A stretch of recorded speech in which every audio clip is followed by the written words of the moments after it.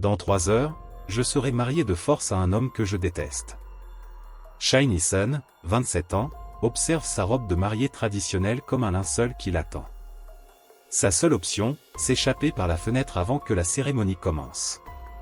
Ce qu'elle ne sait pas, c'est qu'en fuyant par les toits, elle va littéralement tomber sur Nam Joo-hyuk, le seiyō le plus arrogant et impitoyable de Corée. Un homme qui déteste être dérangé, qui brise les gens comme des allumettes, mais qui va être obsédé par cette femme rebelle.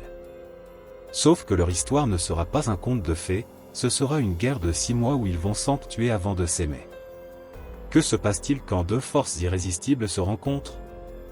Dans la propriété familiale des Shine, nichée dans les montagnes brumeuses de Pyeongchang, les pavillons traditionnels aux toits recourbés résonnent des préparatifs d'un mariage qui ressemble plus à des funérailles. Shine Eason, 27 ans, possède cette beauté coréenne classique qui fait tourner les têtes, longs cheveux de jais, visage en forme de cœur aux traits délicats, yeux en amande brillants d'intelligence et de rébellion. Mais aujourd'hui, cette beauté est ternie par une colère froide qui couve depuis des mois. Le hanbok de mariée rouge et or est allé sur son lit la nargue comme une sentence de mort. Dans 3 heures, elle devra épouser Choi Min-sik, 51 ans, veuf richissime dont la première épouse est morte dans des circonstances suspectes. Un homme aux manières polies mais au regard de prédateur. Eason, ma fille, dit sa mère en entrant avec 3 servantes, il est temps de revêtir le hanbok. La famille Choi arrive dans 2 heures pour t'inspecter. Inspecter. Le mot la fait frémir de dégoût. Mère, je vous en supplie une dernière fois. Annulez ce mariage. L'amour viendra avec l'habitude. Ce qui compte, c'est sauver notre famille de la faillite. Et mon bonheur? La gifle claque dans le silence. Ton bonheur, c'est d'obéir. Mais cette gifle vient de briser définitivement le dernier lien qui retenait Eason. Elle sourit, un sourire dangereux qui aurait dû alarmer sa mère. Dès que les pas s'éloignent, Eason met son plan à exécution. Vêtements sombres, chaussures de sport, itinéraire d'évasion étudié pendant des semaines. Le toit du pavillon voisin n'est qu'à 2 mètres. À 15 heures précises, elle enjambe sa fenêtre. Les tuiles polies par des siècles de pluie sont plus traîtres que prévu. Son pied dérape, elle glisse, tombe dans le vide. Et atterrit sur quelque chose de dur mais vivant. Quelqu'un qui pousse un grognement de douleur et lâche une bordée de jurons particulièrement créatifs. Quand Eason ouvre les yeux, elle découvre qu'elle a atterri sur un homme en costume noir impeccable. Un homme dont la beauté masculine lui coupe le souffle, Nam Joo-hyuk, 33 ans, très taillé au couteau, cheveux bruns aux reflets cuivrés, mais surtout ses yeux noirs qui semblent sonder son âme avec une intensité qui la fait frissonner. Vous comptez camper là longtemps, demande-t-il d'une voix grave et sarcastique. Elle se redresse, réalisant qu'elle chevauche pratiquement cet inconnu magnifique. Excusez-moi. Je ne vous avais pas vu. Les femmes qui tombent du ciel ont rarement une vue d'ensemble. Il se relève avec une grâce féline, et poussette son costume Armani froissé. Vous avez de la chance que j'ai de bons réflexes. Nam Joo-hyuk, PDG de NH Corporation, empire qu'il a bâti en 15 ans partant de rien pour devenir l'un des hommes les plus riches de Corée. Surnommé le requin pour son impitoyabilité en affaires. Que faisiez-vous sur ce toit? Vous jouez les cambrioleuses? C'est compliqué. J'adore les complications. Eason regarde vers la cour d'où montent des voix inquiètes. Il faut que je parte. Maintenant. Fuyez-vous la police? Un mari jaloux? Pire. Ma propre famille. Eason. Où es-tu? La voix paniquée de sa mère résonne. Il me cherche. Aidez-moi, s'il vous plaît. Et pourquoi ferais-je ça? Parce que dans 1 heure, ils vont me traîner devant un hôtel pour m'obliger à épouser un homme que je méprise. Quelque chose dans ce regard désespéré mais fier touche une corde chez Joo-hyuk. Lui qui a construit sa fortune en refusant de céder aux pressions comprend cette rébellion. Très bien. Mais j'ai mes conditions. Dans sa Maserati qui file vers Séoul, un silence tendu règne. Où m'emmenez-vous, hostel finalement? Dans mon appartement. Le temps que nous négocions les termes de votre libération. Quels termes? Vous verrez. Avez-vous vraiment le choix? Sa logique implacable la fait frémir. Qui êtes-vous exactement? Nam Joo-hyuk. PDG de NH Corporation. Le nom lui dit quelque chose, ce self-made man impitoyable dont parlent les journaux. L'appartement de Joo-hyuk dans la Lotte World Tower ressemble à une forteresse de luxe. 500 mètres carrés de design ultramoderne avec vue panoramique sur Séoul. Impressionnant, avoue-t-elle. C'est votre nouvelle prison dorée. Le lendemain matin, il lui annonce ses conditions autour d'un petit déjeuner sophistiqué. Voici mon offre, vous resterez ici comme mon assistante personnelle. Vous m'accompagnerez partout, gérerez mon agenda privé, jouerez la parfaite hôtesse. En échange, je vous loge, vous protège, et vous verse un salaire. Une assistante ou une geisha moderne? Interprétez comme vous voulez. Je vous offre un toit et une protection. Et si je refuse? La porte est là. Retournez à votre mariage arrangé. Le chantage est implacable. Combien de temps? Jusqu'à ce que vous m'ayez remboursé votre dette, et que vous m'ayez lassé. Je vous lasserai? Toutes les femmes finissent par me lasser. L'arrogance de cet homme la fait bouillir. Très bien. Mais j'ai mes conditions aussi. Vraiment? Il semble amusé. Pas de contact physique non désiré. Pas de chantage émotionnel. Et si je découvre que vous me mentez, je pars. Marché conclu. Les semaines suivantes sont un combat permanent. Joo-hyuk teste constamment les limites d'Ee-sun, lui confie des tâches impossibles, la critique avec une froideur calculée. 3 réunions simultanées à 14 h, dîner avec des Japonais qui ne parlent que leur langue, conférence avec New York à 23 h. Débrouillez-vous. C'est physiquement impossible. Alors trouvez un moyen de défier les lois de la physique. Je ne suis pas magicienne. Alors vous êtes inutile. Mais Ee-sun ne craque pas. Elle trouve des solutions créatives, négocie, jongle avec les fuseaux horaires, accomplit l'impossible. Sa réussite agace Joo-hyuk qui espérait secrètement l'avoir abandonnée. Votre rapport sur l'acquisition Kimura est indigent, lance-t-il en jetant le document. Il est parfaitement documenté. Il manque d'âme, de vision. Du travail de secrétaire. Peut-être parce que vous me traitez comme une secrétaire au lieu de me donner les vraies informations. Les bonnes assistantes trouvent les informations par elles-mêmes. Et les bons patrons savent communiquer. Le silence qui suit est électrique. Personne n'a jamais osé lui parler sur ce ton. Intéressant. Refaites ce rapport. Avec de l'âme cette fois. Malgré leurs disputes constantes, quelque chose se dessine. Joo-hyuk découvre qu'Ee-sun possède une intelligence acérée qui rivalise avec la sienne. Un soir, travaillant sur un dossier complexe, elle trouve une solution brillante qui bloque toute l'équipe depuis des semaines. Comment avez-vous pensé à ça? Master en économie internationale à Seoul National University, major de promo. MBA à Londres. 5 langues couramment. Il la regarde avec un nouveau respect. Pourquoi ne pas avoir utilisé vos diplômes? Parce qu'en Corée, une femme de bonne famille ne travaille pas. C'est déshonorant. C'est ridicule. C'est la tradition. Je ne comprends pas comment on peut gâcher tant de potentiel. C'est le premier compliment qu'il lui fait. Ee-sun sent quelque chose se réchauffer dans sa poitrine. Leur relation bascule lors d'un gala de charité. Ee-sun, en robe sophistiquée, éblouit l'assistance par sa beauté et son intelligence. Parlant couramment japonais, dissertant en anglais sur l'économie européenne, elle devient le centre d'attention masculine. Joo-hyuk observe de loin et ressent pour la première fois quelque chose qu'il refuse d'identifier, de la jalousie. La soirée tourne mal quand Lee Dong-wook, directeur d'une banque concurrente, accoste Ee-sun près du bar. Mademoiselle Shine, ou dois-je dire la nouvelle acquisition de Joo-hyuk? Je ne vois pas de quoi vous parlez. Allons, tout le monde sait que vous êtes sa distraction du moment. Son regard parcourt sa silhouette. Entre nous, ça se comprend. Monsieur Lee, gardez vos commentaires pour vous. Mais Dong-wook, alcoolisé, se rapproche dangereusement. Quand il se lassera de toi, pense à moi. Il pose sa main sur son bras nu. Ee-sun recule, mais il la suit, l'acculant contre le mur. Lâchez-moi. Ne joue pas les effarouchés. Qu'est-ce qui se passe ici? La voix de Jouyuk claque comme un fouet glacé. La rage dans ses yeux est primitive, absolue. Jouyuk. Nous discutions. Tan Dong-wook. Sortez. Vous avez 10 secondes.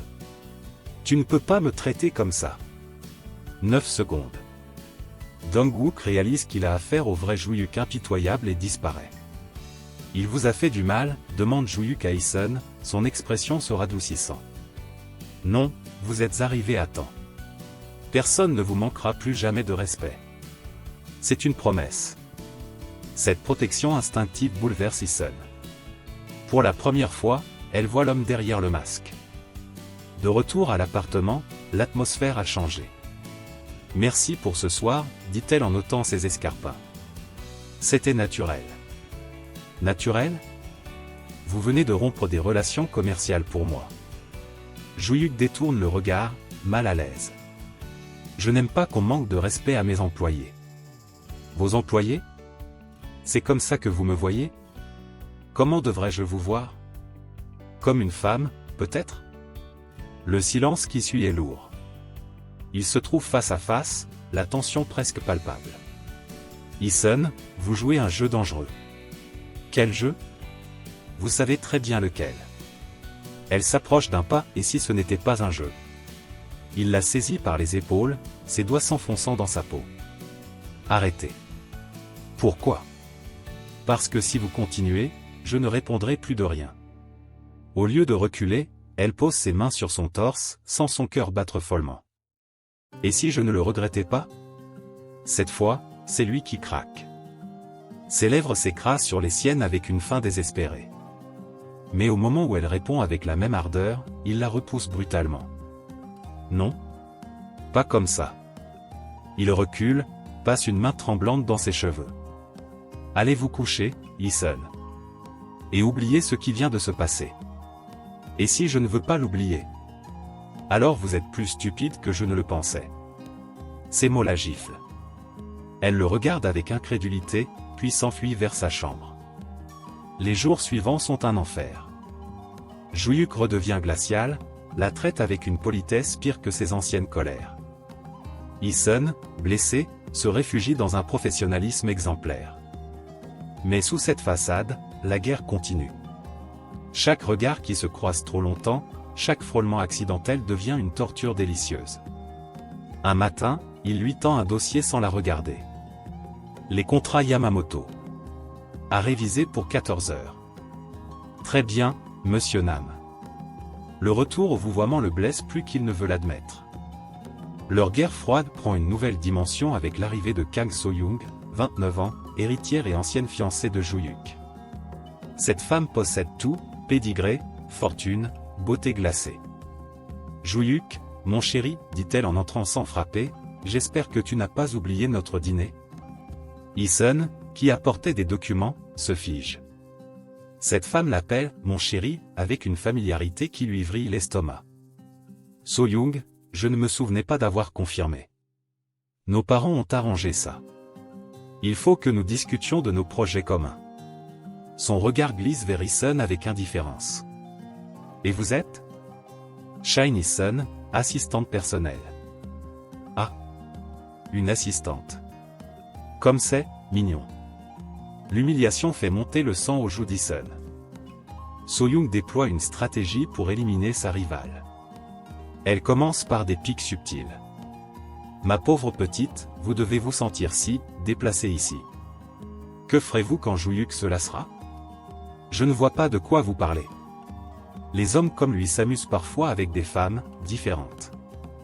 Mais ils épousent toujours quelqu'un de leur milieu. Si c'est temporaire, pourquoi me le dire? Parce que je n'aime pas voir souffrir inutilement. Il serait dommage que vous vous fassiez des illusions. Le lendemain soir, Jouyuk emmène So-young au restaurant le plus huppé de Séoul. Eason les voit partir et ressent une douleur physique. Au restaurant, So-young déploie ses charmes.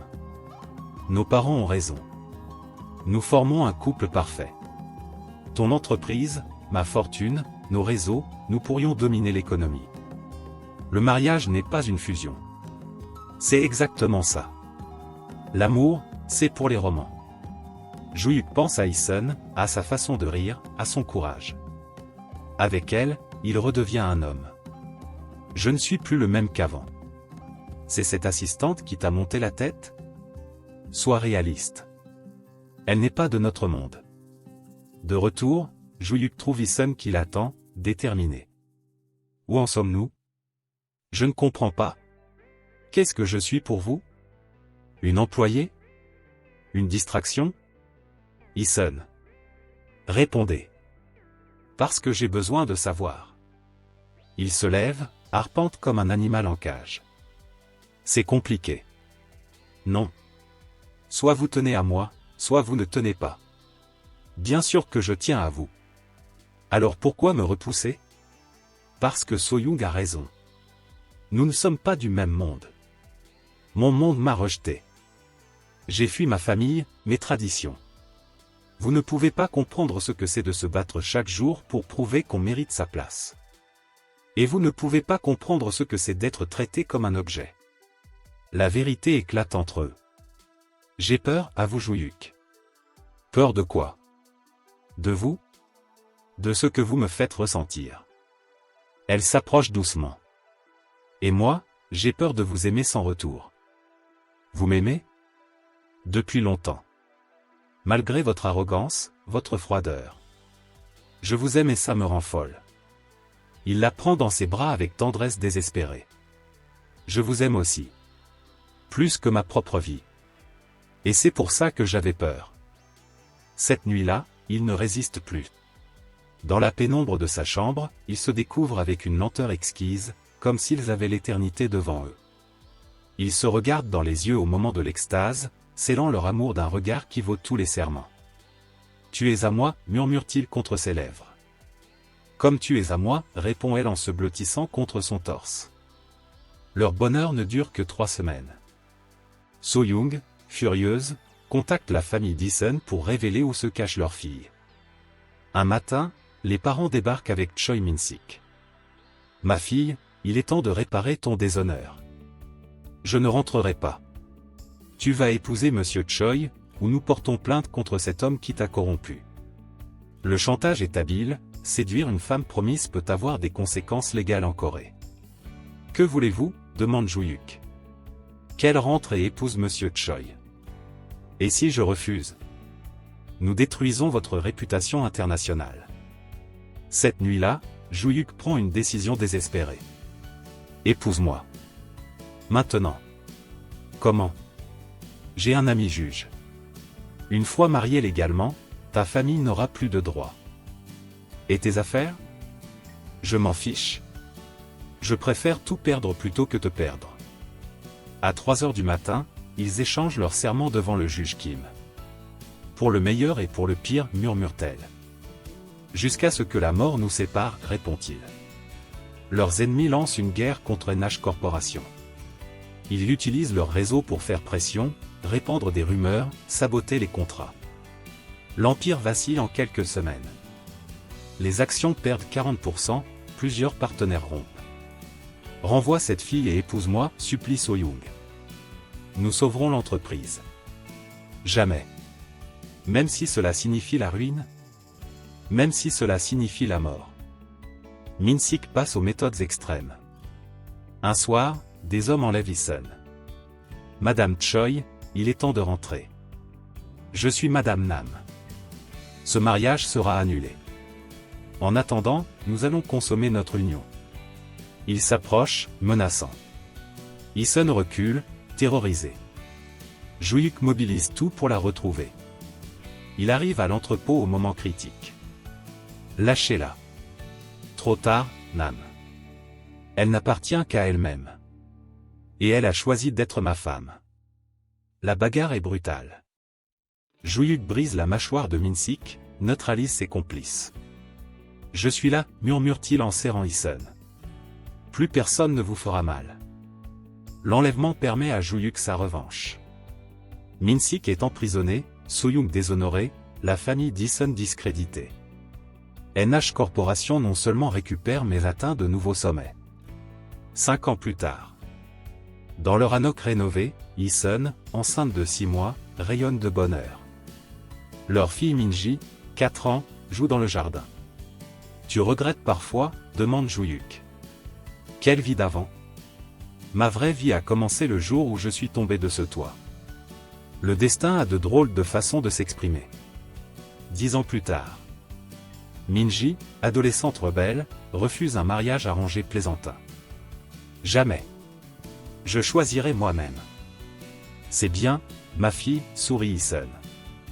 Épouse quelqu'un parce qu'il te rend meilleur. Et s'il est arrogant au début? Alors c'est peut-être le bon, rient ses parents. Dans cette lignée Nam, chaque génération apprend qu'aimer, c'est choisir librement d'être deux contre le monde. Fin. Si l'amour de Isun et Juyuk vous a ému, n'hésitez pas à vous abonner à notre chaîne pour découvrir d'autres histoires romantiques coréennes qui vous feront vibrer. Cliquez sur s'abonner et activez les notifications. Merci de nous avoir écoutés.